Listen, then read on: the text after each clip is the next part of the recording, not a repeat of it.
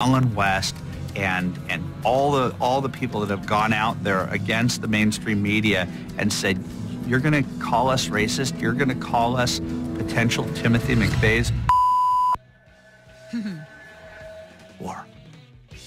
War indeed. That's the trailer for Hating Breitbart, a documentary about hating Andrew Breitbart and about everything. It's about this movement and everything that individuals have been through Andrew Breitbart's journey into all of these experiences. The website's hatingbreitbart.com. And joining me on the line is my good friend and the filmmaker, the genius behind the film, Andrew Marcus. Andrew, good afternoon. Hello, Dana. It's good to have you. I think this is the first time you've ever been on. It is. What a pleasure to be on your show. Well, we love having you. And this film, the trailer is very powerful.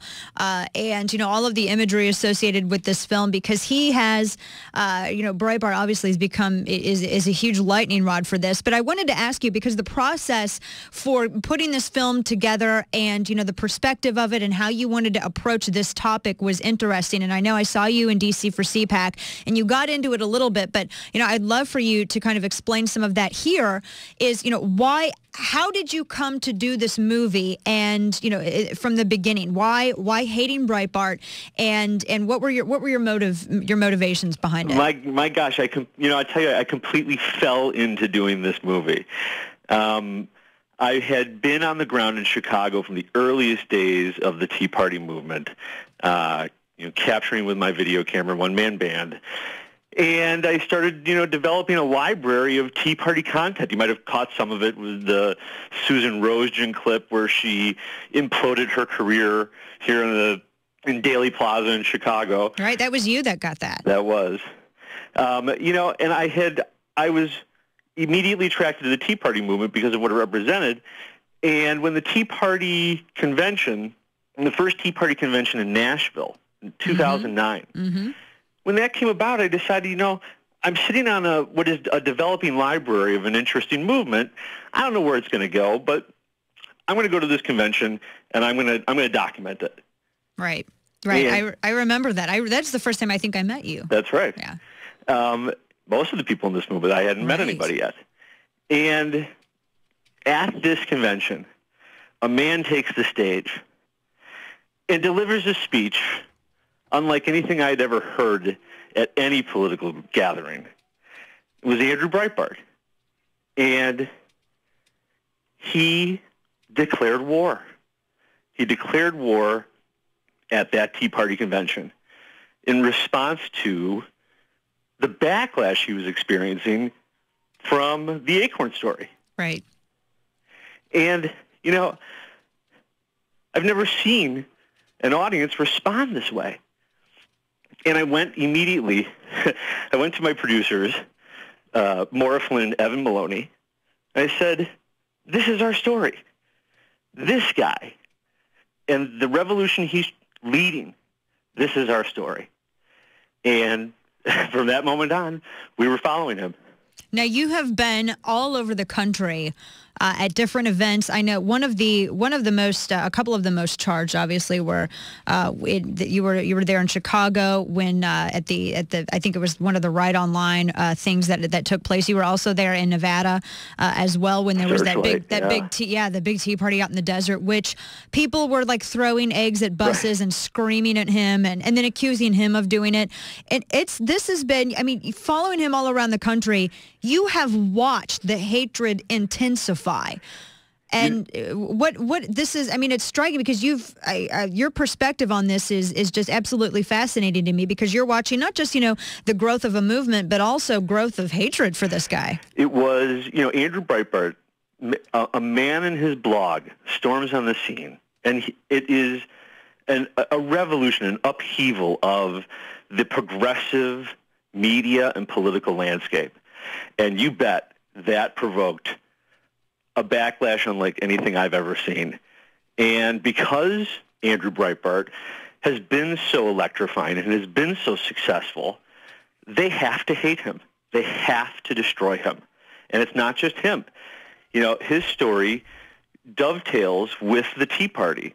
We witnessed him interacting with and defending the Tea Party.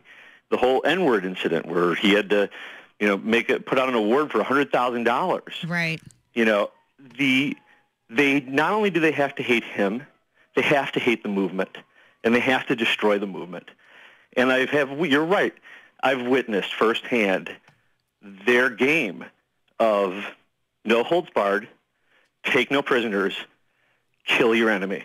That's what they do. Is this born of like just straight up competitive hatred? Like they hate that he's successful in what he's doing, and that, as well, grassroots are successful in what they're doing? Or is it a lot of this due to fear, because they're seeing something in the conservative side? They're seeing this replication of, all of this huge influence at the congressional level after the movement was barely, a year and a half old, something that took the anti-war movement decades to accomplish. Is it fear? Is that what's behind this? I think it is fear, and I'll tell you, their hatred is not even genuine. Their hatred at the top level is a tactic.